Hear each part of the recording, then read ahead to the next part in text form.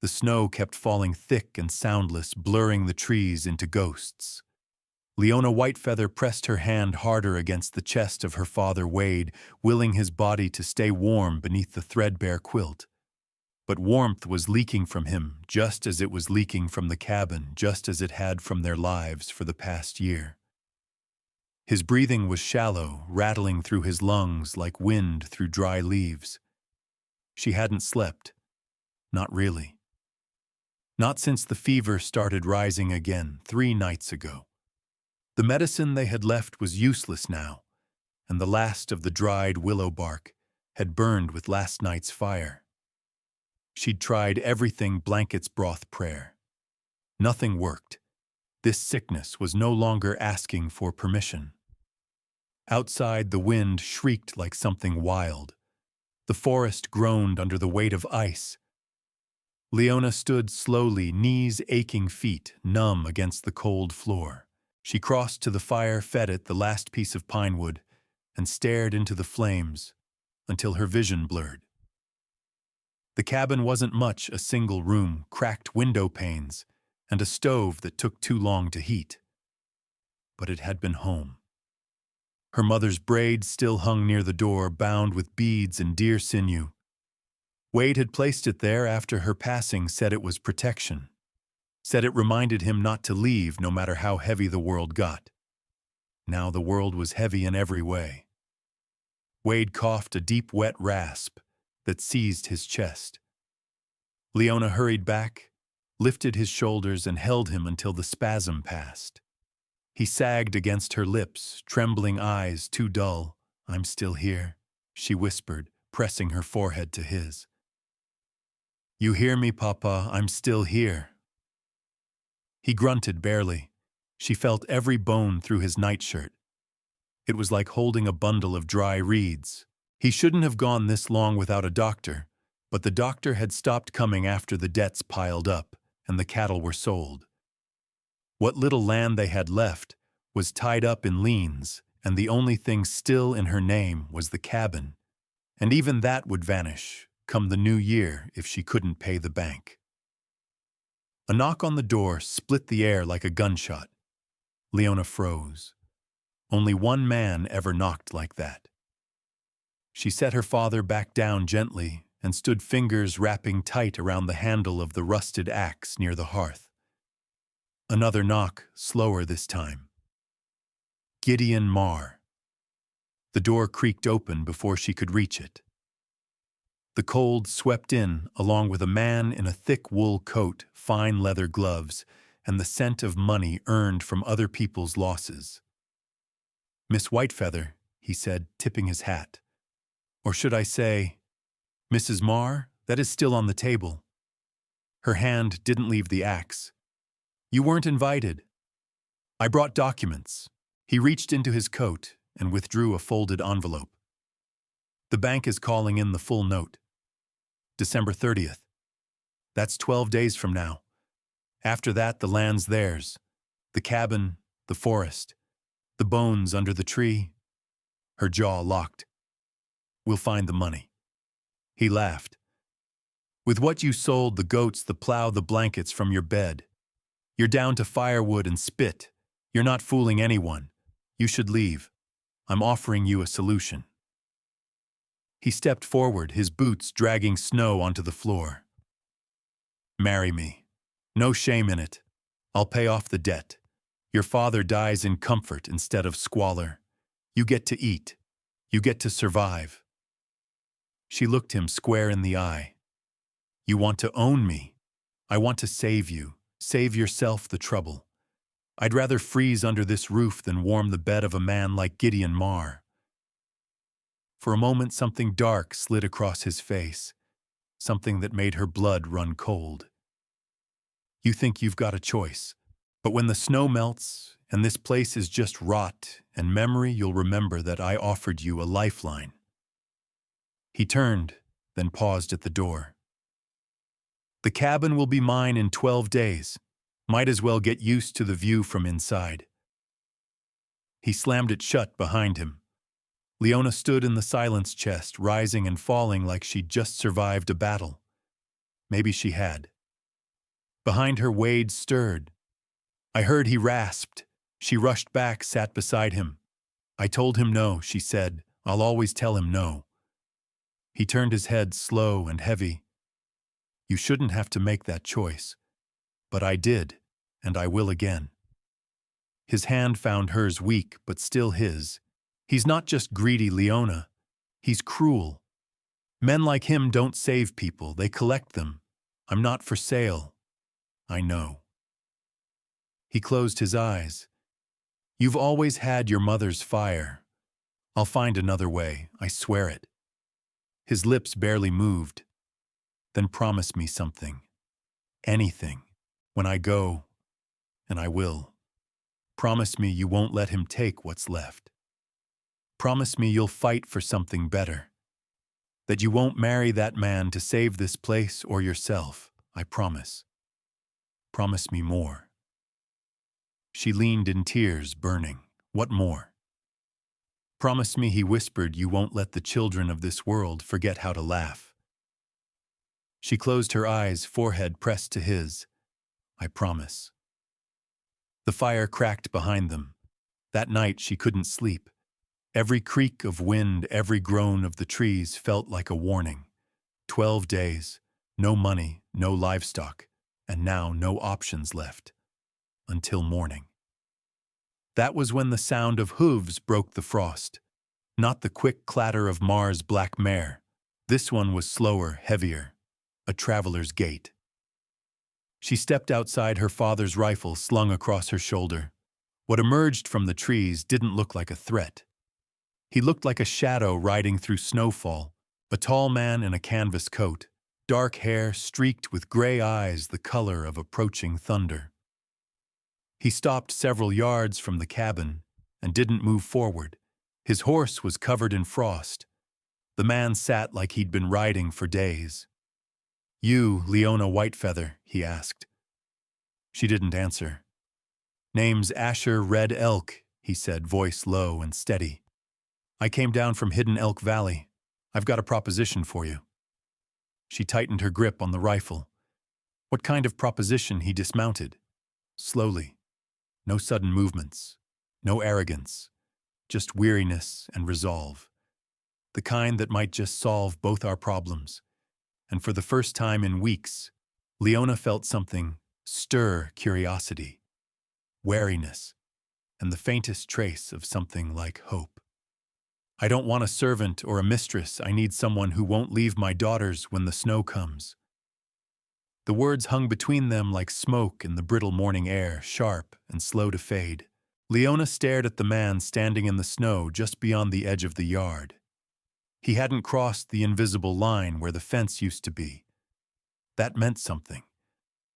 The battered gray gelding beside him shivered, steam curling from its nostrils. This man, Asher Red Elk, waited without fidgeting, without arrogance, without pleading. That too meant something. She stepped forward slowly, hands still resting on the stock of the rifle slung over her shoulder. Her breath fogged the air between them. You rode all this way, she said. Just to offer me marriage, I rode all this way, he replied, to offer you a choice. The snow crunched beneath her boots as she moved closer, her fingers tight around the wood. She wasn't afraid, not exactly. But caution had kept her alive longer than hope ever had. You already know my name. How I have a foreman, Caleb Morningstar. He knew your father.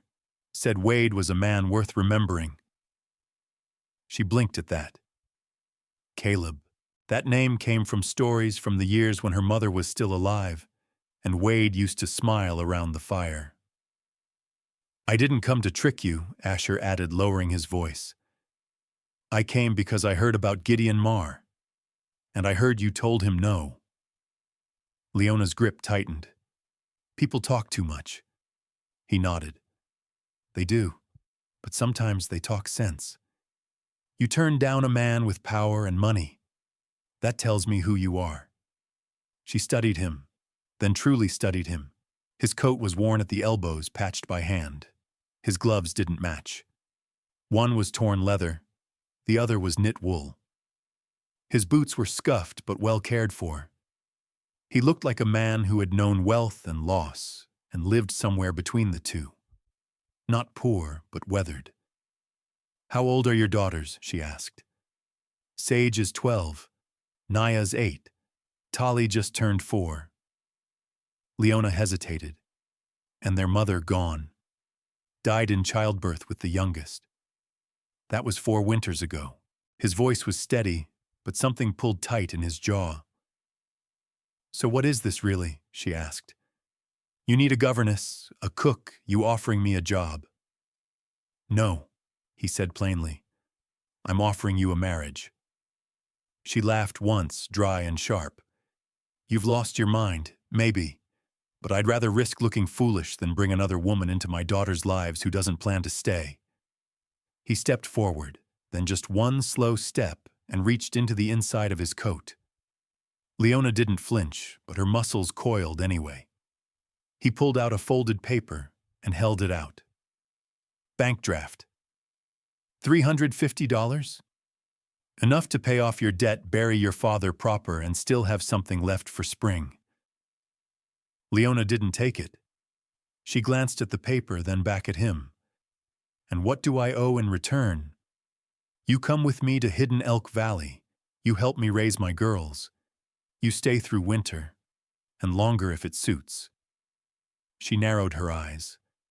"That's not love." "No," he said quietly. "It's something more practical than love. Sounds like a trap. It's a partnership. One we build together. I ain't asking for your heart, I'm asking for your grit." For a long moment only the wind answered. It picked at the corner of the paper he held, flapping it gently like a flag of surrender. "I've already lost one wife," he said softer now. "My girls. They need someone who doesn't scare easy. Someone who'll stay when things get hard. Someone who doesn't think broken things should be thrown away." Leona's throat tightened. "I'm not running a charity," he added. "If this doesn't work out, the money's still yours. No strings. I'll make sure you're safe and free either way." She stared at him, her heart thudding against her ribs. "Why me?" she asked finally. "You don't know me. I know you told a man like Mar that you'd rather starve than sell yourself. I know you're still standing on your land when others would have given up. I know Caleb said your mother was the strongest woman he ever met. And I figure any daughter of hers is worth the gamble." She looked past him toward the ridgeline where the trees formed a wall of gray and silence. "Where is this valley of yours, 2 days' ride northwest? Deep enough in the Bitterroot that it doesn't show on maps. We have cattle water pasture shelter, and snow more than most care to manage. And you think I'd survive up there? I think you're already surviving something worse." He let the paper fall back to his side. Didn't push. Didn't beg. Just waited. Leona glanced back at the cabin. Inside, her father lay fading. 12 days to foreclosure. Mar would be back. The law would side with him, because the law always did. She looked down at her hands, cracked, blistered, too thin. She'd fought for everything she had, and still it wasn't enough. And now here was this man offering not salvation, but a chance. Not a fairy tale, just a space to keep breathing. "I need to talk to my father," she said. Asher nodded. "I'll wait." He walked his horse back toward the tree line and set up a small camp without another word. Inside, Wade was awake barely. She knelt by his side, cradled his hand in hers. "There's a man outside," she whispered. "Says he's from Hidden Elk Valley. Says he's got daughters. Says he wants to marry me." Wade's eyes opened, cloudy but aware. "Your gut," he croaked. She thought about it, about the steady tone in Asher's voice, the way he hadn't looked away when he spoke of his wife, the way he waited without stepping past the edge of their broken fence. "He's telling the truth," she said. "I think he's desperate, but not in the way Mar is, just tired, worn down. Wade squeezed her hand weakly. Desperate men do desperate things. I know. There was a long pause. Then with great effort, Wade sat up just enough to meet her eyes. I won't be here come spring, he said. You will. And if this man's offering you a road out of ruin, take it. I don't want to leave you. You're not, he whispered. You're carrying me with you. Always. Her tears came then hot and silent. Do it on your terms, he added. And whatever you choose, fight for it. Don't ever let them break you. She nodded, voice gone. When she returned to the porch, Asher stood.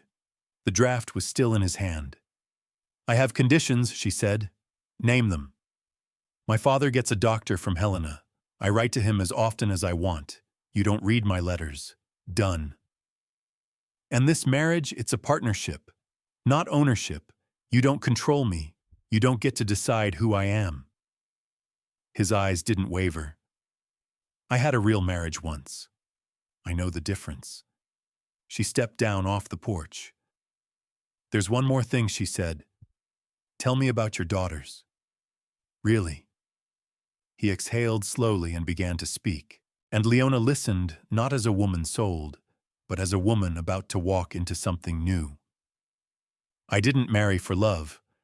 I married to survive, but somewhere between those two, something else is growing. The air grew sharper the higher they rode.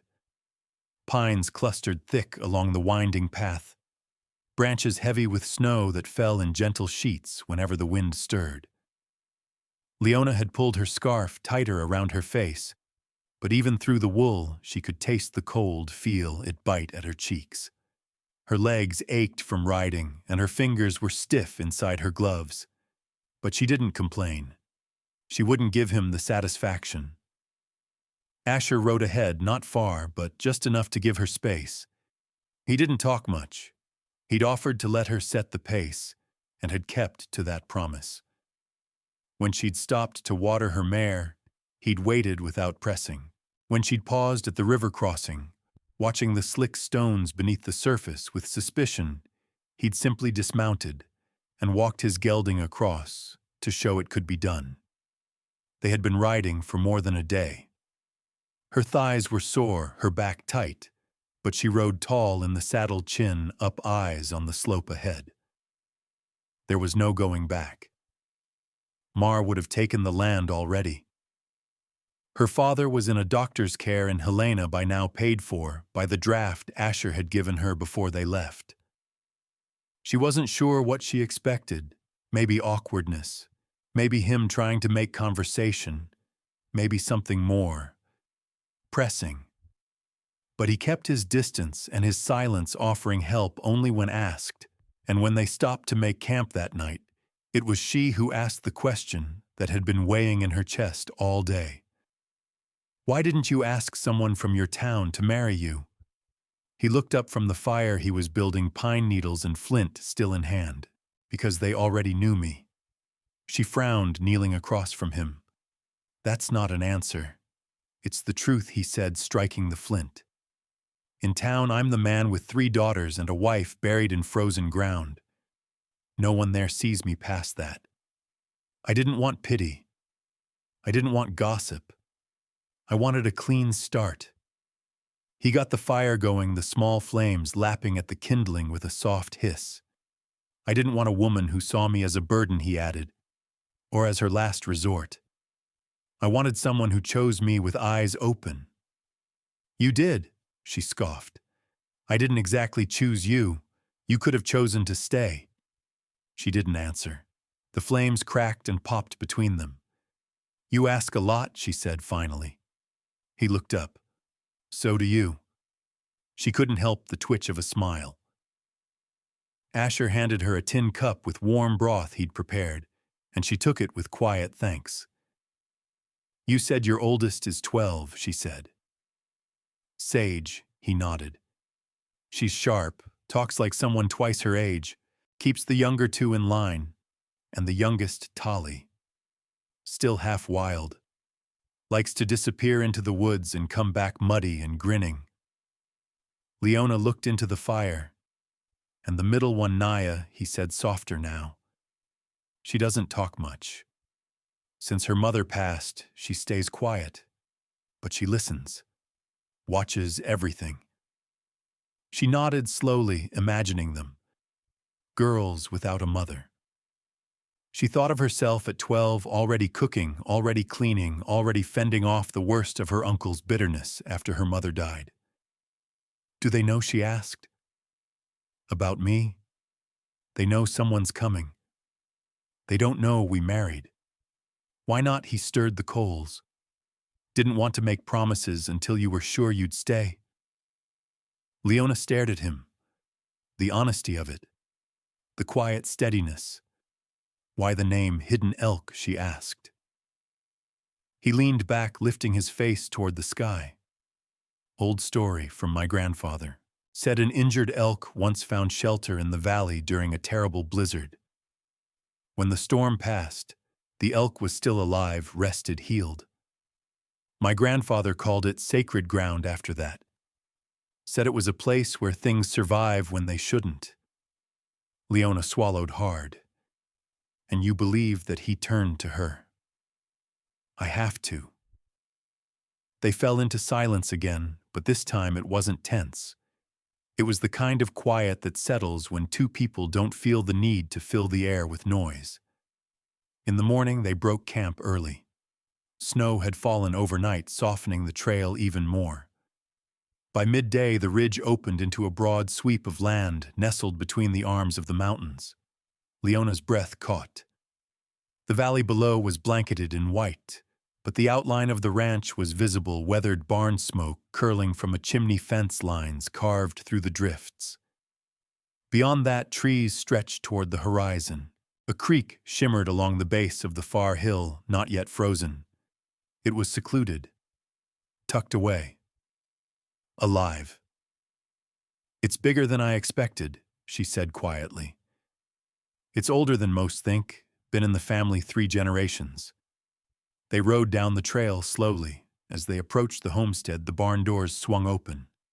A tall man stepped out, coat dusted with snow, beard streaked with gray. Caleb, Leona guessed. The man grinned. So you're Wade's girl. Leona blinked. You knew my father long ago. He once gave me the shirt off his back, and a second chance besides. Caleb walked up to her and offered his hand. I'm glad you're here. Asher dismounted and helped her down his hands, surprisingly gentle. We'll let the girls meet her one at a time, he told Caleb. No surprises. Caleb nodded and led the horses to the stable.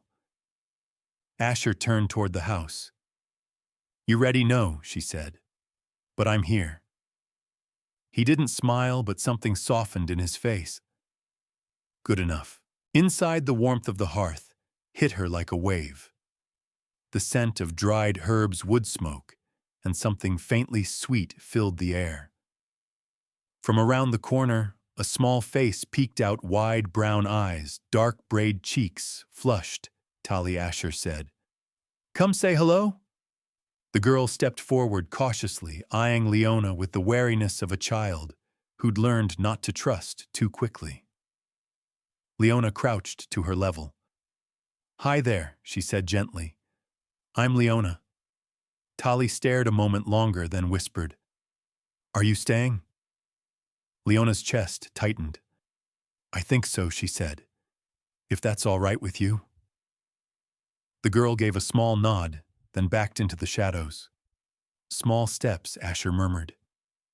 She rose slowly, already sensing the weight of what lay ahead. But something had changed in her. This wasn't just about debt or escape anymore. This was about building something steady in a place where things were meant to survive. You built a life for them in the shadows. Now let me help bring it into the light. The lantern light flickered on the old pine table, casting soft shadows on the log walls. A gentle hush had fallen over the cabin since the girls had gone to bed. Snow whispered against the windows like an old secret trying to come inside. Tala stood at the hearth, hands clenched in front of her, watching, as Asa leaned forward, staring into the fire, like it might offer him courage he hadn't felt in years. "I ain't ever had a woman ask to stay after seeing how little I got," he said, voice low, rough. "And none of 'em asked about the girls." Tala didn't move. "I didn't ask to stay," she said carefully. "I asked if I could belong." He turned his face toward her, and the sorrow there caught her breath short. "They've had women come and go like storms, loud, cold, fast. None of 'em stayed long enough to know who was who." Asa's hand twitched slightly, like he'd meant to reach for something, someone, but stopped himself. "Mira still draws the woman who broke her clay toys. Vina don't speak much, 'cause the last one mocked her stutter. And Kala, she hides her bedtime drawings under her mattress like they're crimes." Tala moved closer, her steps light on the wood. "You built a life for them in the shadows, now let me help bring it into the light." His eyes lifted to hers. A long pause stretched between them, filled only by the crackle of flame. Then softly he asked, Why us? Because I know what it means to be left behind," she said. "And I see what you've tried to protect here. You kept them safe in a world that never made space for girls to be tender and men to be gentle. That's rare. That's precious." Asa looked away, jaw tightening. "Ain't got no money, no fine things. Just a worn cabin and a valley full of forgotten trails." And yet Tala whispered, "You've raised daughters who still believe in kindness. That's more than most men with silver can say."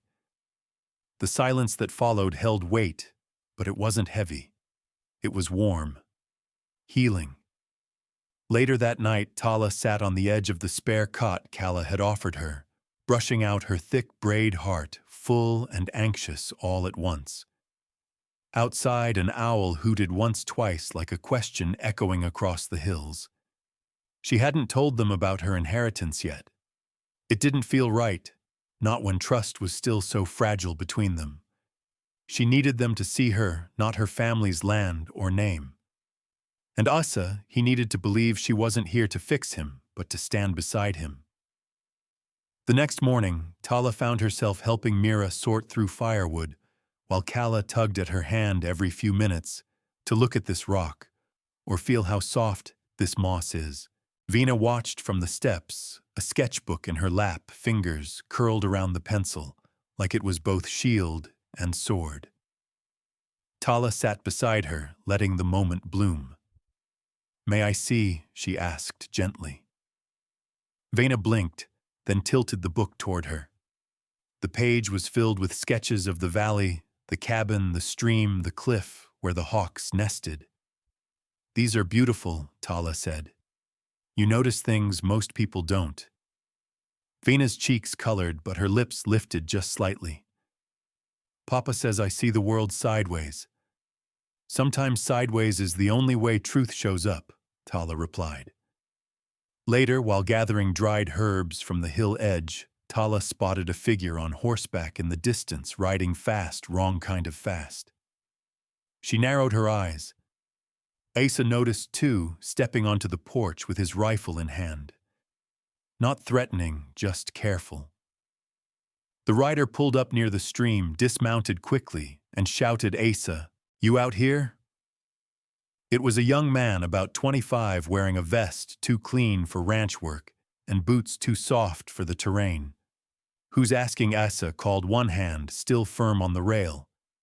"Name's Calvin Rayburn. Your brother sent me from down in Butte Creek. He's looking for you. Says it's about the old claim." Asa stiffened. "I got no claim." Calvin raised his hands, shrugging. "He says you do now. Some new filing opened up. Said to tell you there's oil beneath the ridge." The girls had gathered at the doorway behind Tala. She could feel the tension coil behind Asa's still frame. Calvin glanced toward her, then back at Asa. "And he says, if you want your cut best, come down this week, before the townsfolk get wind of it." With that, the rider remounted and trotted off, leaving Dust and a string of questions behind him. Back inside, Asa sat at the table with his head in his hands. "It's always something with him," he muttered. "First time he's cared in 15 years, and now it's 'bout oil." Tala poured 2 mugs of coffee and placed one near his elbow. "Do you believe him?" He shrugged. "We did have land near there once. Got swallowed up in court when I couldn't pay taxes after Nora died. My brother, he never lifted a finger. And now he smells profit." The girls were quiet at dinner, each of them stealing glances at Asa, at Tala, at the shadows lengthening across the cabin walls. That night, as the fire burned low, Tala found Asa outside staring at the stars like they might offer answers. "I know what you're thinking," she said, "but sometimes what looks like a gift comes wrapped in bait." He chuckled darkly. "You think I'd sell this valley out from under their feet?" "No," she said, stepping beside him. "But I think a desperate man might be tempted to believe a liar." He looked at her then. "You're not afraid of much, are you?" "I'm afraid of false hope," she said. "It's worse than none at all." They stood together in the cold hush, the sky wide above them. Behind them, the girls were asleep, dreaming of wolves and paint and the smell of fresh bread. Ahead of them, Butte Creek beckoned with promises and shadows, and beneath their boots, the hidden valley held its breath. They barely looked at me that Sunday morning. A row of familiar faces, stiff smiles, and eyes that slid past like I wasn't even there. Not one of them said my name. Not Clara. Not even Miss Hallie, who once brought me soup when I had a fever so bad I saw stars on the ceiling. I stood beside Walter on the back steps of the little whitewashed church, holding Lily's hand in mine, her Sunday shoes scuffed, and her braids coming loose. Walter's grip on my other hand was steady, but I could feel the tension running through his fingers like wire. "They're just shocked is all," he said softly, trying to protect me from the truth. But I wasn't foolish. I'd seen the way the gossips whispered when we arrived. I heard the hush that fell when we sat in the pew, Walter's 3 daughters, sitting like quiet lambs, me beside them, in the dress I'd mended 3 times already. The whispers didn't bother me.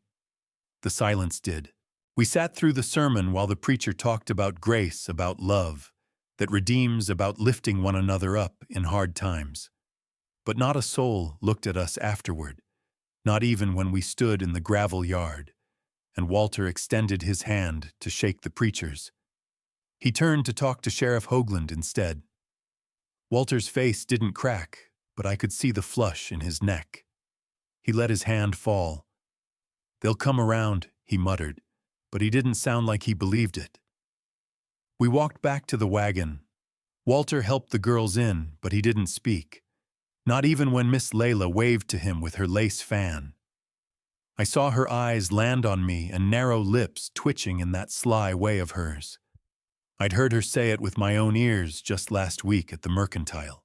She married beneath her. Probably needed a roof. Poor thing, bless her heart. Bless her heart. Those 3 words wrapped a knife in lace. Back at the homestead, the girls went to change out of their dresses while Walter unhitched the team. I stood on the porch, watching the wind move through the bare branches of the cottonwoods along the stream. The valley was quiet, the kind of quiet that lets you hear your own thoughts, good or bad. Mine weren't good. I wondered if I'd made a mistake. Not because of Walter or the girls, they were the only soft places I'd ever known, but because I wasn't sure I had the strength to keep my chin up against a whole town of sideways glances and clipped conversations. It was Henry who noticed first. I was peeling potatoes at the counter later that afternoon when he wandered into the kitchen, his boots dragging across the floor. "You're awful quiet, Clara." I gave him a smile, the kind that didn't reach my eyes. "Just thinking, that's all." He pulled up a stool and sat. "About them folks at church." My hands paused. What makes you say that? 'Cause I saw the way you looked when nobody looked back at you. He folded his arms on the table. That town ain't got nothing on you. You're a bright flame, Clara. You don't need their cold air. I turned, blinking. That's a mighty poetic thing for a man who drinks coffee straight from the pot. Henry shrugged, grinning. I've been watching you. You work harder than any woman I ever met. Those girls are happier than I've ever seen 'em. And Walter, he's a whole man again 'cause of you. That town just don't know it yet. His words landed soft and heavy in my chest. Sometimes I said I wonder if it matters what they think. But then I see Lily's face when someone turns their back to us, and it does matter. Because they see it too. Henry looked down, thoughtful. Maybe it's time they saw something different. Before I could ask what he meant, Walter stepped in from the barn, a letter in hand, his brow furrowed deep. This came by Ryder. From Avery. My stomach clenched. Avery was his late wife's brother. He'd stayed distant after the funeral, only writing once to say he didn't approve of Walter marrying again so soon. I'd expected silence, not a letter. Walter opened it slow, then read aloud. Avery's words were sharp, legal. He was threatening to petition for custody of the girls, claiming Walter's homestead was unfit for raising young ladies, especially under the care of an unproven stepmother of questionable origin. The air went out of the kitchen. He can't do that, I whispered. He has no grounds. Walter nodded, but his jaw was tight. He has money. That buys a lot of ground. I felt the floor shift beneath me, not from motion, but from fear. The girls. He was coming for the girls. I thought of Ruth's shy smile, Ada's steady gaze, Lily's little hands wrapped around mine. No court would take them from their father, I said, trying to make it true by speaking it. He says he's coming in person, wants to see the valley for himself. The unspoken hung between us. He meant to dig up dirt to find weakness, to twist whatever he could into a weapon. And the town, they wouldn't defend us. Not now. Walter's hand found mine and his eyes locked onto mine with quiet steel. We won't let him take them. I nodded, though my insides felt cold. Later that night, as the fire crackled and the girls slept upstairs, I sat alone on the porch. Henry joined me, 2 mugs of tea in hand. Storm's coming, he said. I know. We sat in silence. Finally, Henry said, They're going to try to shake you, Clara. You got to root deeper. Be stronger. Don't let 'em make you doubt who you are. I looked out over the dark hills, the stars, silent witnesses overhead. I didn't feel strong, but I knew I had to become it. Because this wasn't just about me. It was about protecting what we'd built. Our odd little family. Our quiet valley. And I would not let it be taken. Not by gossip. Not by Avery. Not by anyone. The wind picked up. Somewhere in the trees, a barn owl called out. I took a deep breath and stood heart steady now. They want to see if I'll break, I said. Let's show them I won't even bend. He came to judge our home with polished boots and cold eyes, but he didn't know the strength of what he was stepping into. The knock on the door came before breakfast. Not the kind of polite 3-tap greeting you'd expect from a neighbor, but a hard, confident thump that echoed through the valley like it had rights. Walter had just come in from milking his sleeves still rolled, and the girls were still upstairs braiding each other's hair. I opened the door, and there stood Avery Renshaw, tall as a birch tree and twice as stiff. His traveling coat was spotless despite the dust of the trail, and his boots gleamed with fresh polish. His gaze swept past me like I was part of the frame, not the picture, and landed on Walter behind me. Well, he said, not offering a handshake. This is the place. Walter didn't move. Avery. You got my letter, he said, stepping inside uninvited. I bristled. His presence alone made the house feel smaller, colder. It wasn't just that he looked like a man who never laughed. It was the way he carried himself, like the law walked in his shadow. He glanced around the room with a faint sneer, noting the patched curtains, the mismatched chairs, the marks on the wall where Lily had been tracking her height. Then his eyes settled on me for real this time. So he said, "You're the new wife." I lifted my chin. "Clara. And you're the uncle who's never written his nieces a birthday letter." A flash of something crossed his face, but it vanished quickly. He turned to Walter. "I came to see if your situation is suitable for raising young girls. I've heard otherwise." Walter's jaw tightened. "They're healthy, well-fed, learning to read and grow strong." "You've heard wrong. I intend to stay a few days," Avery said like we'd invited him. "To observe." We said nothing. He set down his bag like a flag claiming the space. Breakfast was tense. Ada, Ruth, and Lily sat stiff as fence posts. Avery didn't speak to them. He spoke about them like they were livestock.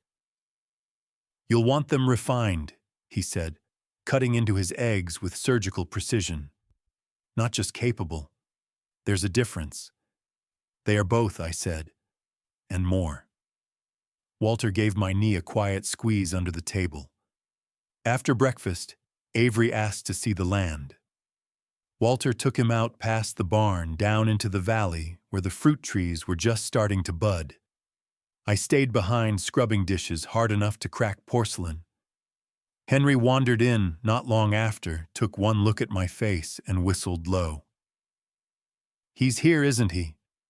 He walked in like he owned the ridge. Henry set down his hat. "Folks like that, they don't see what they're standing on till it shifts under them." I didn't know what to say. A tight knot had formed in my chest. I'd seen the way Avery looked at Lily like he was measuring her worth in posture and grammar. I didn't trust him, and I certainly didn't believe for a second he'd come just to observe. That night after supper, I found Avery in the parlor looking at the picture frame on the mantel Walter and his girls before I'd come. He turned to me when I entered. "She was lovely," I said softly, referring to Eliza. He nodded, but his voice was cool. "She was proper. She would never have allowed strangers to raise her children." I stepped forward. "I'm not a stranger. I tuck them in every night. I held Lily through 3 fevers. I taught Ruth how to sew a straight line. And I remind Ada every morning that her voice matters. Don't call me a stranger." He looked at me for a long moment. "Your heart might be in it, but affection isn't enough. It's more than you've ever given them," I said then, turned and left him standing there alone with his judgment. The next day I found Ada sitting on the porch, quiet and pale. Her fingers were clutched around a small notebook. "What is it, sweetheart?" I asked. She looked up. "Uncle Avery asked me what kind of woman I wanted to be. I said I wanted to be like you." My throat tightened, and he said I should aim higher. I wrapped her in my arms, heart-burning. Don't ever let someone make you feel small for admiring strength. What we build here, we build with love. That's worth more than any finishing school or social club he can name. That evening, Walter called a family supper, just us without Avery. He needed to remind the girls of who we were. We ate cornbread and deer stew by lantern light, and Walter told a story from when he and Eliza first started the orchard, how they thought the soil was bad because nothing grew the first year. But the second year the roots had taken hold, and the blossoms came in thick. "Sometimes you gotta be patient while the roots grow deep," he said, his voice gentle. "Even when others think you're failing." His words hung in the air like a blessing. Avery watched from the parlor doorway, unnoticed, his expression unreadable. That night, as we cleaned up, Ruth whispered, "He's not staying just to visit, is he?" "No," I said. "He wants to find fault. She frowned. Then we'll give him nothing to find. I smiled. That's my girl. Later, I stepped out to the porch for air. The stars were bright and the wind was soft against my skin. I heard the door creak behind me. Walter joined me, wrapping a blanket around my shoulders. I think he's trying to prove we're not enough, I said. He doesn't know what enough is, Walter replied. He's only ever seen power, not love. I leaned into him. Then we show him. Not with arguments. With who we are. And in that moment I felt it, our roots had taken hold. Let the winds blow. This home would stand. A man might carry the law in his pocket, but it's the truth in the room that'll outlast his paper. By the third day, the house no longer felt like ours. Avery's silence had weight like a stone in every room. He'd been taking notes, literal ones, in a small black ledger he kept tucked in the inside pocket of his coat. I'd seen him scribble after breakfast, after Lily cried, when her porridge was too hot, after Ruth fell and got up without a word. Everything was a mark, a judgment. Not once had he asked if they were happy. Walter was holding steady, but his fuse was shortening. I saw it in the way he knotted the rope for the new gate tighter than it needed to be, or how he paused before answering Avery's questions, jaw clenched. There was a slow burn behind his eyes. It was only a matter of time before something caught. Henry, bless him, had kept his distance until that morning, when he showed up with 2 pheasants slung over his saddle and a grin too wide for the tension on the porch. "Thought you might need a proper supper," he said, and winked at me before glancing toward Avery. "Heard royalty was in town." Avery didn't reply. Henry dropped his voice to me as we headed toward the kitchen. "How long's he setting up camp in your life?" "Too long," I muttered. "He's not just visiting. He's measuring us. Looking for reasons to take the girls." Henry's eyes darkened. "He doesn't have that kind of power." "Does he?" I hesitated. "He might. At least enough to cause trouble." We cooked the pheasants slow with garlic and cider, and for a few hours the kitchen smelled like comfort. The girls came in and out, setting the table, helping peel apples. Ruth was humming a tune under her breath. It felt normal, like our life. Until the door creaked again, and Avery stepped in, ledger in hand. "Smells rustic," he said, eyeing the stove. "It smells like care." I replied, not bothering to soften my tone. At supper, Walter said grace longer than usual, his voice steady, but I saw his hands curled tight around his utensils. Halfway through the meal, Avery cleared his throat. "I've reviewed enough to make a report," he said. "It's not all bad." I set down my fork. Walter didn't look up. "That wasn't your job." "I made it my job," Avery said coolly. "Someone had to." "You think those girls need saving?" I asked. "They've already been saved from grief, from silence, from being forgotten. They laugh again.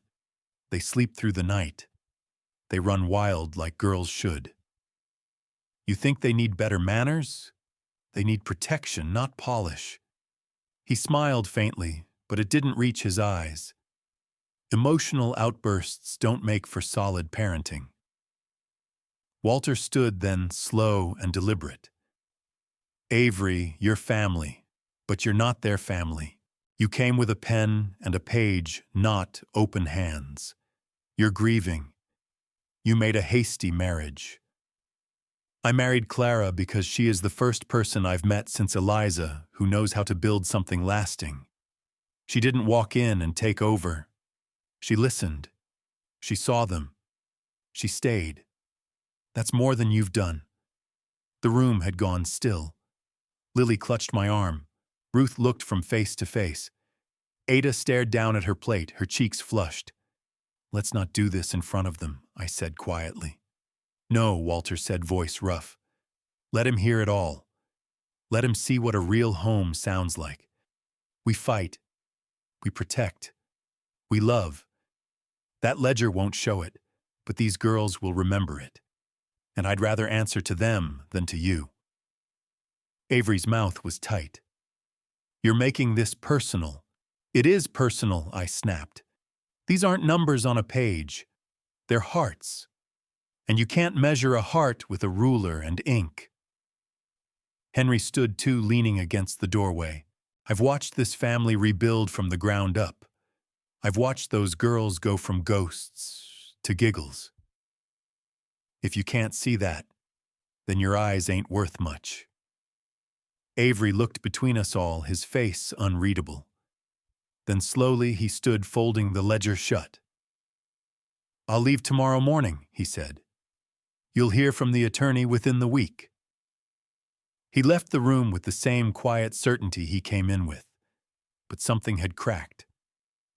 Later that night, Walter and I sat outside under the stars. The porch creaked beneath our feet. "He'll try something," I said. "He might," Walter replied, "but we've planted deep roots. He can't pull them up with words."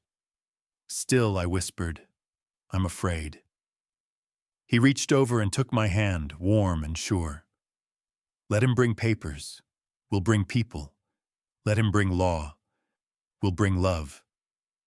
From inside, we heard Lily's laughter, a light, sudden burst, and it reminded me this wasn't a battle we were losing. It was a life we were living, and we weren't alone in it. A storm might be coming, but this house, this family, had already learned how to stand through wind. We knew who we were. We knew what we were building, and no polished boots or ink-stained pages could undo that. I don't care if she came in with nothing, she gave them everything. The air hung heavy that morning, as if the sky itself was waiting. Ruth sat on the porch steps, brushing Lily's hair, while Ada swept the dust off the front path, her small hands careful and deliberate. I stood at the kitchen sink, watching them through the window, heart aching with a mix of pride and fear. It had been 3 days since Avery left, and though the door hadn't slammed shut behind him, the sound of his footsteps still echoed in the silence he left. Walter had been quieter, more watchful. He still rose early, still chopped wood, and checked the fence lines. But he lingered longer in the girls' rooms, letting them chatter or ask questions, letting their voices fill the corners of the home he once thought might never be full again. Henry dropped by around noon with some seed packets and a jug of fresh goat milk. His easy grin made the girls light up, and even Walter cracked a half smile. "Thought these might grow better in your hands than mine," he said, setting the seeds on the table. "You've got more hope in this house than I've got sun on my fields." I smiled, but it didn't reach all the way to my eyes. "We're holding on?" He glanced at me, his voice lowering. "And if that man sends more than a letter, we'll be ready," I said. But the truth was, I didn't know what ready meant. I just knew we couldn't live in fear. That evening after supper, Walter took Ruth and Lily out to check on the chickens, and Ada stayed behind to help me dry the dishes. She worked quietly, her small frame standing on the stool beside me, towel in hand. "Miss Clara," she said softly, "are we gonna have to go?" I turned toward her, heart sinking. "Go where, sweetheart? Back to the town, where the lady made us sleep in the laundry room." "No, Ada," I said, firmly, kneeling to her level. "No one is taking you back there. This is your home." She blinked at me. "But he said we didn't have a real mom." My chest tightened. I pulled her into my arms and held her close. "A real mom is someone who stays, who loves you through the hard days and laughs with you on the good ones. Someone who keeps your socks warm by the stove and braids your hair even when it's tangled. You think I don't feel like your mom?" Ada's arms tightened around my neck. "You do. You always did." I kissed her cheek. "Then that's the truth that matters." The next morning, Walter was up before dawn, pacing the edge of the porch with a telegram in hand. I stepped out, coffee steaming in my cup. "What is it?" I asked. He handed it over. "He's sending someone. A family liaison. Says it's not legal, just a welfare review." My stomach churned. When tomorrow? We stood there in silence, watching the horizon warm with light. I felt something shift in me, not fear, but resolve. "We'll show them," I said. He nodded. "We'll show them." That day, the house hummed with activity. Not the frantic kind that hides cracks, but the kind that celebrates what is real. Ruth baked cornbread with Lily giggling over spilled flour. Henry arrived mid-morning with some scrap wood and built the girls a small swing in the front yard. The laughter that came from it was louder than anything Avery had heard. In the afternoon, I pulled out the girls' drawings, pinning them up along the kitchen wall. Pictures of us all, Walter with his big hands and Ruth's curls, Ada drawing a dog that looked suspiciously like the neighbor's sheepdog. It was their truth in crayon and smudges. When the knock came the next morning, it was softer than I expected.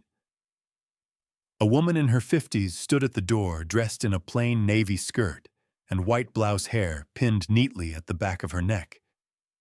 She introduced herself as Miss Eldridge, her voice calm and even. "I'm here to observe," she said, stepping inside, eyes scanning the room. Walter offered her coffee.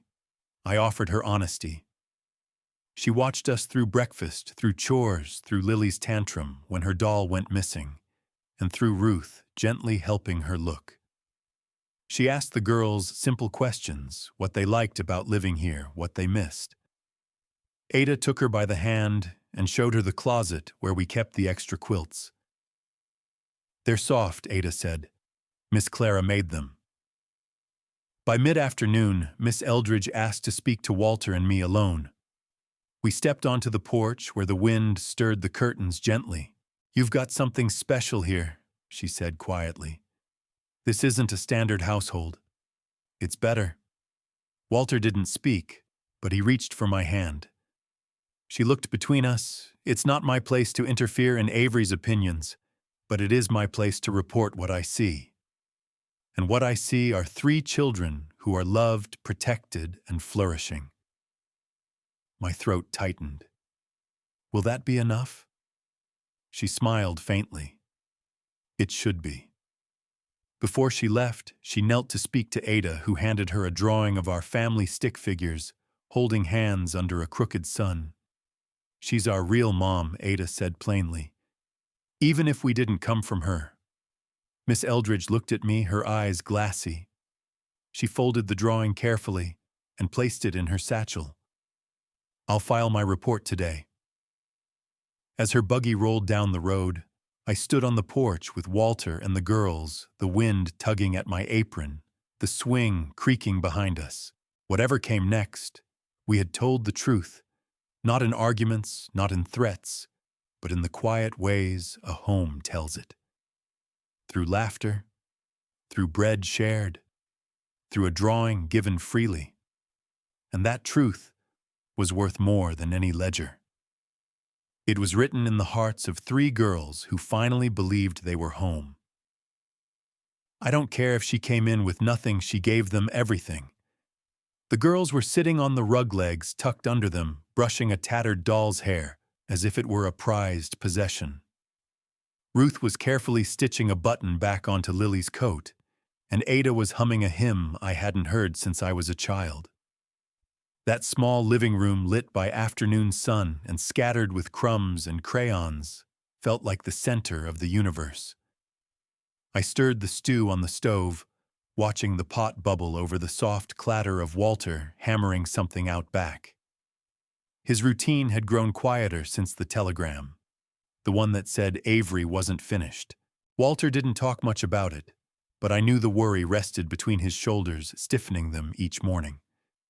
Still, he kept fixing things around the house, mending steps, oiling hinges, as if to say, "This place will hold. This home won't fall." The door creaked open, and Henry stepped in with his usual confident clomp of boots, holding up a loaf of bread wrapped in a towel. "Hot from the stove," he said. "Thought your girls could use something warm to wake up to. They'll be thrilled."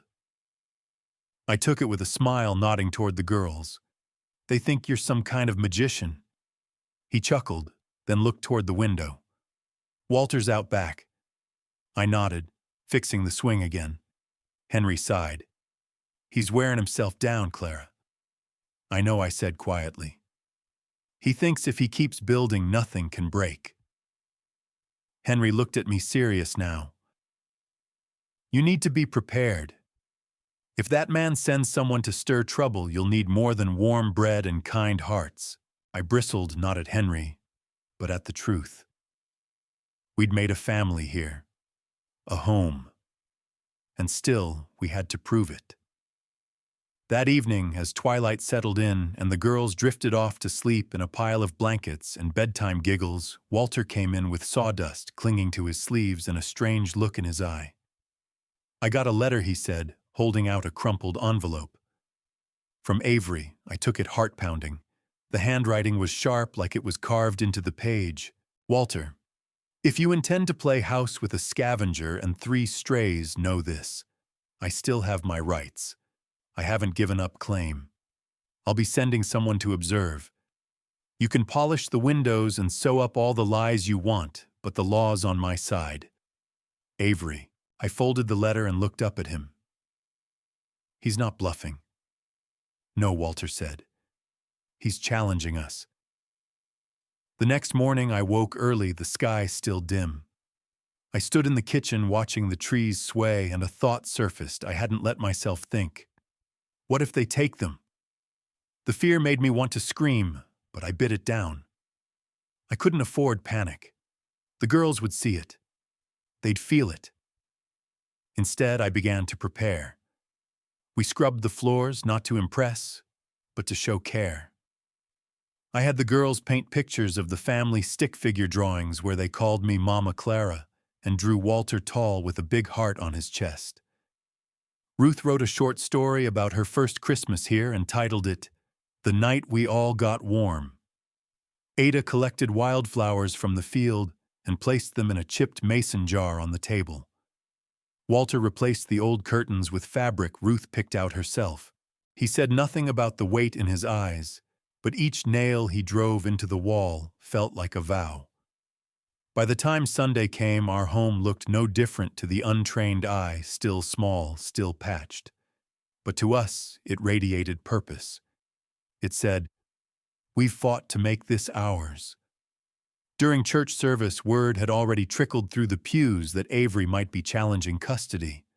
I caught the glances, heard the murmurs, but then Miss Myrtle, white-haired and sharp-tongued, stood and said, "I don't care if she came in with nothing, she gave them everything." And with that, the whispers stopped. Walter squeezed my hand. They're on our side. I nodded, but we still have to be ready. After the service, Henry pulled us aside behind the chapel. "I know someone in county welfare," he said in a low voice. "A good woman. If Avery's really sending someone, I'll make sure it's her." Walter frowned. "Wouldn't that be crossing a line? She's fair," Henry said. "But she's not blind. She'll see what's here." That night I couldn't sleep. I walked the halls, checking on the girls. I watched Ada curl into Lily's side and Ruth sleep with one hand over her heart. My throat burned. This wasn't just about them anymore. It was about the life we'd stitched together from scraps. When I finally lay down beside Walter, he turned to me. "If they come, we tell the truth," he whispered. "We don't defend what doesn't need defending. We just let them see." I nodded in the dark. He reached for my hand. "Clara, even if the worst happens, they won't forget you. You gave them roots." "I'm not done giving," I said. And I meant it.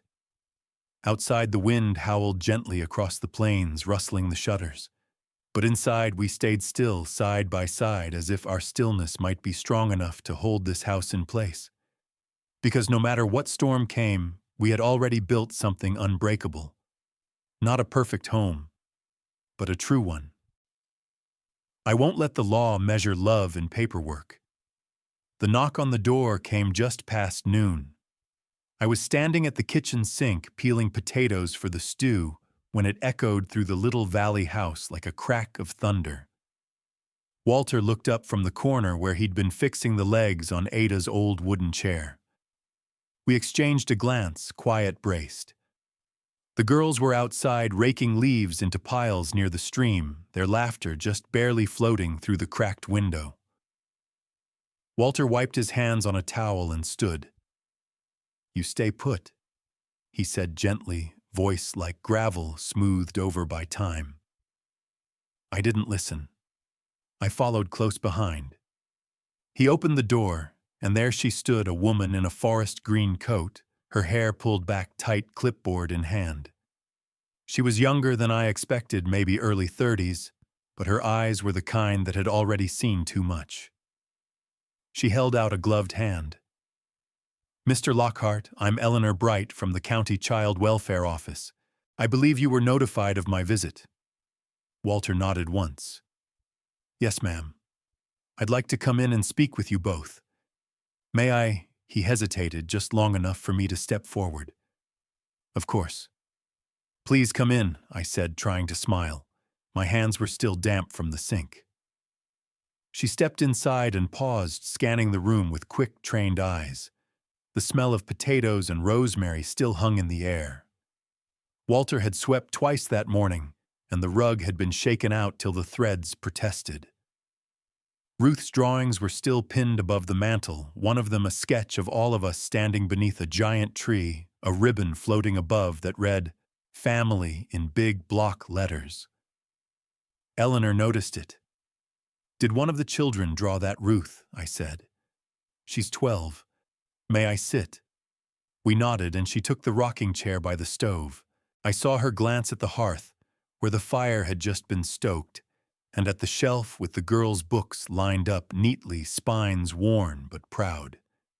"Mr. Lockhart, Ms. Clara.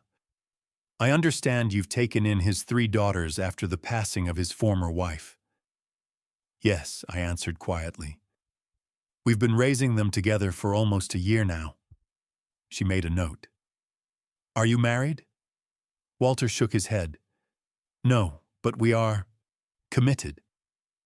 Eleanor looked up. "I see. Are you aware that without a legal union, custody can be challenged? Especially if a surviving blood relative contests the arrangement. Avery isn't just a surviving relative," Walter said. "He's a vulture." I placed a hand on his arm. "What he means is, Avery has shown no interest in the girls until now, and only because, well, he wants the land." Walter finished. "He thinks if he takes them, he takes their birthright too." Eleanor's pen paused. "I'm here to assess the living conditions and the environment the children are being raised in, not to weigh in on property disputes," she said. "Then come see," I said. "We have nothing to hide." She stood, and we led her through the house. She peeked into the pantry, stocked with canned peaches, sacks of flour-dried beans in jars. She tested the taps and the warmth of the stove. In the girls' shared bedroom, she examined the handmade quilts, the neat rows of shoes, the 3 wooden chests at the foot of each bed. "Do they go to school?" "They're homeschooled. I taught before I came here. I follow the state curriculum and more. Do you keep records?" I handed her a leather binder from the shelf, lesson plans, reading logs, arithmetic scores. "Socialization. They go to Sunday school, and the town's book club meets twice a month for children." She nodded again, flipping through pages as if trying to disprove what she saw. When we reached the back door, the girls were just returning with arms full of leaves and twigs, their cheeks red and smiles wide. Ruth spotted the stranger and froze. Ada moved behind her, and Lily clutched the hem of her dress. I knelt down. "It's okay, girls. This is Miss Eleanor. She's here to see how we live." Ruth stepped forward. "Did we do something wrong?" "No, sweetheart," Eleanor said softly, crouching too. "I just want to make sure you're safe and happy." "We are," Ruth said with quiet certainty. Eleanor tilted her head. "What makes you feel that way?" Ruth didn't hesitate. "Because no one yells here. No one leaves in the middle of the night. And Mama Clara makes hot cocoa when we're sad. Eleanor blinked the words, catching somewhere in her throat. She smiled faintly, stood, and thanked them. Back inside, she sat again and looked at Walter and me for a long moment. "You've done a remarkable job," she said at last. "But if Mr. Avery follows through with a formal custody petition, he may argue that blood rights supersede current guardianship, especially without a legal marriage." Walter's jaw tightened. "What does that mean for us?" "It means you need to be prepared. If this goes to court, they will ask why you're not married. Why she, Eleanor, nodded at me, should be allowed to raise them as her own." I stepped closer, then let them ask. "I won't let the law measure love in paperwork." Eleanor gave a slow nod. "I'm not here to pass judgment. I'm here to report. And my report will say these girls are thriving emotionally, physically, and spiritually." Walter reached for my hand. I gripped it tightly, but Eleanor added, rising to leave, "You should consider solidifying your family legally, not because the law defines love, but because sometimes it's the only way to protect it." We walked her out, the wind brisk and full of dry leaves swirling past our boots. She paused at the bottom step. "Not everyone could have done what you've done here," she said. "We didn't do it to impress anyone," I said. "We did it because they deserved it." She nodded. "That's exactly why it matters." As we watched her car disappear down the winding road, Walter let out a breath. "She's right," he said. "We need to make it official." I turned to him. "Then let's do it." The sun dipped behind the trees, casting the valley in gold. And in that light, everything felt possible, even justice, even safety, even forever. He thought he could take them like cattle off a pasture. He forgot they had hearts, and that we'd taught them how to stand. The paper was delivered early that morning, folded crisp on our doorstep, with a county seal stamped right across the top like it was a brand. Walter didn't bring it in at first. He just stood there on the porch, still in his morning flannel, steam rising off the coffee in his hand, the letter clutched tight like it might burn through his palm. I came to the doorway and met his eyes. "Avery?" I asked, even though I already knew. Walter nodded, slowly handed it to me. "Petition for custody," it read across the heading. "Filed Avery Joseph Lockhart." The air turned cold behind my eyes. I didn't read further. I didn't need to. I knew what it meant. He was going through with it. Going to a judge. Trying to make the girls his, not out of love, not even duty, but greed and spite and bloodline pride. Walter sat on the porch bench, jaw tight. He thinks just because he's their uncle he can take 'em away. Like they're his to claim. I sat beside him, the letter still trembling in my hands. He never even remembered their birthdays. "He's not doing this for them," Walter muttered. "He's doing it because he hates that someone else raised him better." That night we told the girls. They were sitting on the rug by the fire playing that button game Lily made up, passing a single shiny button in a circle trying to guess who'd end up with it. When we said we needed to talk, Ruth looked up first, her eyes already cautious. "There's something we need to prepare for," I said gently. "Your Uncle Avery, he's asking the court to give him custody."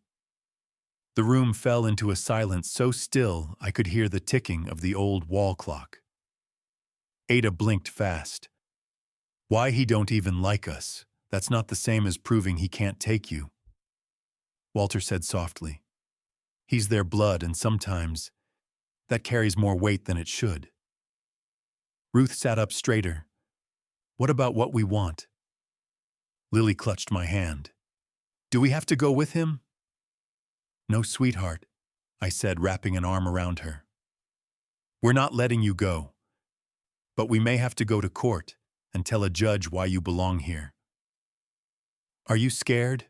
Ada asked Walter. He looked at her, then at all three of them. "No," he said, "not scared. angry. But I know what matters, and that's louder than fear. Ruth swallowed. Then we'll speak too. We'll tell them everything. And so over the next few weeks, that's exactly what we prepared to do. Miss Eleanor came again, not as a stranger this time, but as someone on our side. She helped us find a lawyer named Henry Macklin, a man whose boots were as dusty as ours, and whose voice carried the weight of someone who'd seen a lot of wrong made right. "This will come down to credibility," he said, sitting at our kitchen table, the girls listening from the hall. "You two aren't married yet, but you have stable income, strong testimonials, and the girls' own words. That'll go far. But Avery's going to fight dirty. Expect it." Walter scoffed. "That's all he knows." The girls each wrote letters. Ruth's was 3 pages long, handwritten in her slanted cursive. Ada drew a picture of our home with little arrows pointing to things she loved. Mama Clara's bread, Papa Walter's boots, the swing Ruth made. Lily made a heart out of red construction paper and wrote inside it, "Please don't make us leave. We are home here." Every night after they went to bed, Walter and I stayed up going over paperwork, photos, timelines. We made lists of meals we'd shared, illnesses we'd treated, songs we'd sung at bedtime. Not because we were trying to prove something false, but because it was hard to prove something true that lives so deep inside your bones. One morning, Walter set a silver ring down on the kitchen table. Simple, worn smooth. "It was my mother's," he said. "Never thought I'd use it." I stared at it, the sunlight glinting off the curve. "Are you sure I don't want some judge thinking there's anything uncertain about us?" I slid it on my finger. It fit like it had been waiting for me all along. We didn't make a fuss. No white dress, no crowd. Just a quiet afternoon with the pastor in his wool coat and the girls holding wildflowers in their mittened hands. We said our vows beneath the elm tree, where Ruth once hung her swing, and Walter kissed me like a man who knew what he was risking and what he was keeping. That evening, Ruth sat beside me on the porch. "Do you think the judge will listen?" "I think he'll hear the truth," I said. "And I think the truth's got your voice in it." She nodded, eyes distant. "He thought he could take us like cattle off a pasture," she whispered. "He forgot we had hearts, and that you taught us how to stand." I swallowed hard. When court day came, we dressed in our Sunday best. Henry drove us in his old truck, dust swirling up behind us as the valley disappeared in the mirror. The courthouse sat tall and square like a waiting mouth, and the halls inside were colder than I'd expected. Avery stood across the aisle, clean-shaven in a pressed gray suit. His eyes held no warmth, just calculation. He smiled when the judge entered. He didn't smile for long. One by one, we spoke Walter first, then me. Then with Henry's gentle urging, Ruth walked up to the stand. She was brave, steady.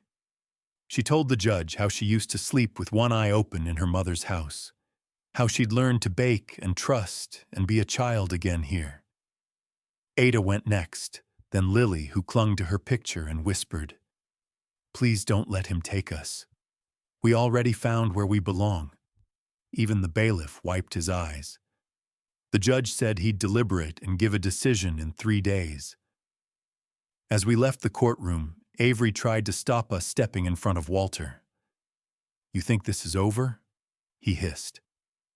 Walter didn't even flinch. "It was over the minute you tried to use those girls like leverage." Avery laughed. "You'll see. Law don't care about your bedtime stories."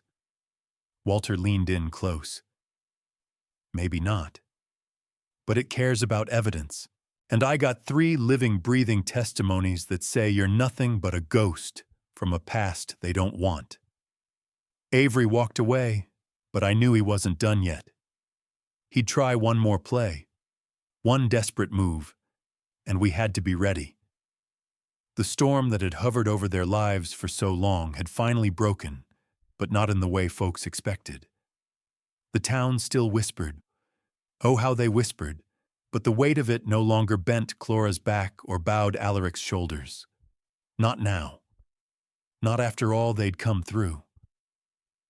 The morning sun poured over the valley like golden honey, thick and slow and warm. Clora stood barefoot in the soft grass outside their home, her dress fluttering in the breeze, a basket in one hand, filled with the day's first eggs. The mountain bluebirds had returned early that spring, their songs weaving through the air like grace notes. Inside the house, Alaric held little Ruthie against his chest, her soft breath warming the crook of his neck. She had just fallen asleep after her bottle. Her tiny hand curled against the fabric of his shirt. He didn't move, didn't dare. Holding her like that filled a hollow in him he hadn't known existed until Clora had walked into his barn, soaked and shaking. He looked out the window, watching Clora move across their yard like she'd always belonged there. The wind caught her dark hair, and for a second she turned her gaze locking with his. She smiled not just with her lips, but with her whole face. And he smiled back slow and sure like a man who knew he'd survived the test of fire. That afternoon, the town's Founders' Day celebration was in full swing. They hadn't planned to go. Not after the stares they'd endured the last time. Not after the cruel things whispered behind church pews and between sacks of feed. But Clora had turned to him at breakfast and said simply, "We belong there just as much as anyone else." And so they went. She wore a pale blue dress that Alaric had gifted her last month. Ruthie wore a matching bonnet clinging to Clora's hip. Alaric walked beside them, one hand resting protectively on Clora's lower back as they passed through the wooden gate of the town square. The music faltered the moment they arrived. Mrs. Penner from the Mercantile stiffened in her seat. Caleb Browder, the blacksmith's son who had once called Clora a ghost in rags, elbowed his buddy and muttered something low. Reverend Kotz looked up from his folding chair, his eyes locking on Alaric's, then quickly away. But Clora didn't stop walking. She walked straight through the stairs, and the silenced chin lifted gaze steady. Ruthie cooed and reached for the bunting strung above the booths, her innocence disarming in a way that no sermon ever could. Alaric's voice cut through the silence like an axe splitting wood. "This here's my family," he said, not loud but firm. "My wife, my daughter." Clora turned to look at him. Her lips trembled just slightly, then steadied. The world mocked what it didn't understand, but I understood her, and that was enough. He took the lead, then guiding them to the pie judging table. Mabel Goodwin, always a fair soul, gave Clora a small nod. "We've got room for one more," she said, "if you brought something sweet." Clora lifted the basket she'd carried in. Inside sat a still warm molasses pie, the edges hand-crimped, the top brushed with butter. Mabel leaned in and sniffed, then smiled. "Looks like it came from love." "Every crumb," Clora replied. Children ran past one of them, nearly tripping over Ruthie's trailing bonnet tie. Clora bent quickly and tucked it back into place. The moment drew soft laughter from a nearby couple. Then something shifted. Small at first, like the tilt of the wind before a storm, a girl ran up to Ruthie and asked, "Can I hold your baby?" Before Clora could answer, another voice chimed in, Delora Jennings, who'd once declared Clora an embarrassment to womanhood. "Well, looks like someone finally cleaned her up." Alaric's spine tensed. "You've said enough." Delora sneered. "Just surprised she can bake something without poison in it." But before Alaric could answer, Mabel Goodwin snapped, "That's enough out of you, Delora. You're not too old to learn some grace." Then one by one, others began to speak. "She's done nothing but take care of that child," said Mr. Worth from the post office. "She fixed up Alaric's place real nice," chimed in Ruth Owens, a widow who'd once hired Clora to scrub her porch. And just like that, the air softened. Later that day, Clora's pie won second place. Ruthie got her face painted like a butterfly, and Alaric stood in the shade near the church steps and watched his wife speak to a woman who had once crossed the street to avoid her. It wasn't perfect. Not everyone was kind. Not every stare turned into a smile. But something had changed. That night, back at the cabin, Clora tucked Ruthie into her crib, then stepped out onto the porch where Alaric waited. He held a mug of warm cider in each hand, offered her one, and pulled her into his lap. "I saw you today," he whispered. "I saw your strength."